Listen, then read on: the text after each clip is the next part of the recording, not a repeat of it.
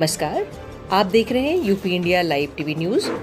देश प्रदेश के ताजा तरीन समाचारों के लिए देखते रहें निष्पक्ष, निडर, बेबाक आवाज के साथ UP India live TV news. अब समाचार विस्तार से। आदिशक्ति माता जगदम्बा अपने विभिन्न रूपों में भारतवर्ष के भिन्न भिन्न भागों में स्थित शक्तिपीठ और सिद्धपीठों में अपने भक्तों को दर्शन देकर उनका कल्याण करती हैं। इन्हीं पीठों में से एक सिद्धपीठ है विंध्याचल निवासिनी। यह अति प्राचीन है।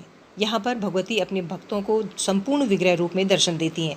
महाभारत के विराट पर्व में धर्मराज युधिष्ठिर इन्हीं भगवती जगदम्बा की स्तुति करते हुए कहते हैं, हे माता, पर्वतों में श्रेष्ठ विंध्याचल पर आप सदैव विराजमान रहती हैं।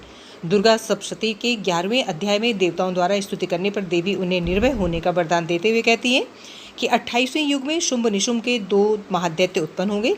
तब मैं नंदगोप के घर में उनकी पत्नी यशोदा के गर्भ से जन्म लूंगी और विंध्याचल पर्वत पर जाकर रहूंगी। मैं ही इन दोनों असुरों का नाश करूंगी। श्रीमद् भागवत और शिव पुराण में भी विंध्याचल निवासिनी भगवती की चर्चा है। इससे इनकी अति प्राचीन होने का प्रमाण मिलता है। महादेवी का निवास होने के कारण ही विंध्याचल पर्वत को पवित्र माना गया है। मंदिर के नजदीक पुण्य सलीला गंगा भी अपनी उपस्थिति दर्ज कराती है, जिसमें स्नान कर भक्तजन माता का दर्शन करते हैं। वैसे हमेशा ही यहाँ भक्तों की भीड़ होती है, लेकिन नवरात्रि में बहुत अधिक ही भीड़ देखने को मिलती है। निश्चित ही आदिशक्ति विंध्याचल निवासिनी कल्याणकारी हैं। ये मंदिर उत्तर प्रदेश में मिर्जापुर से 8 किलोमीटर की दूरी पर है। मंदिर के नज़दीक ही विंध्याचल नामक रेलवे स्टेशन भक्तों के लिए सुलभ है। विंध्याचल से रजनीकांत चौधरी की रिपोर्ट के साथ संपादक सीवी मणि त्रिपाठी से संपादक माधुरी भट्ट। देवभूमि उत्तराखंड हिमालय पर्वत श्रेणियों के आगोश में प्रभावित गंगा जी के पृथ्वी पर अवतरण दिवस ज्येष्ठ दशहरे के अवसर पर गंगा नदी की पूजा अर्चना की गई। श्रद्धालुओं ने स्नान ध्यान किया और गंगा जी की आरती की।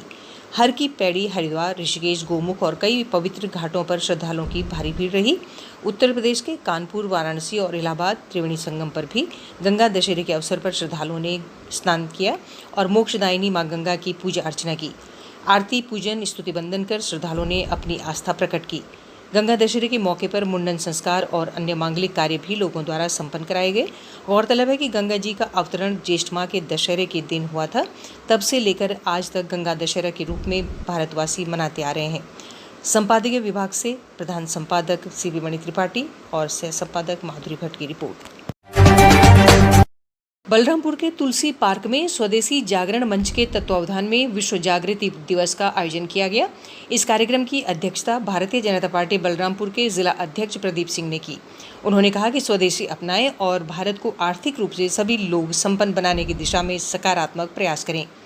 कार्यक्रम के आयोजक बंशीधर मिश्र द्वारा भी विस्तृत रूप से विश्व जागृति दिवस के अवसर पर विस्तृत रूप से सभी को जानकारी दी गई। उन्होंने चिकित्सा क्षेत्र में स्वदेशी दवाइयों की उपयोगिता और वैश्विक महामारी कोविड-19 के प्रभावी रोकथाम के लिए स्वदेशी दवाइयों के निर्माण और उपयोगिता के बारे में उपस्थित सैकड़ों लोगों को जानकारी देने के साथ ही उन्हें स्वदेशी अपनाने का संकल्प भी दिलाया। उन्होंने शासन प्रशासन से भी इस विशेष बल दिए जाने की मांग की। इस कार्यक्रम में बलरामपुर के संभ्रांत नागरिक, समाजसेवी और स्वयंसेवी जागरण मंच के समस्त पदाधिकारी और सदस्यगण उपस्थित रहे। बलरामपुर से bureau chief UP India live TV news की रिपोर्ट।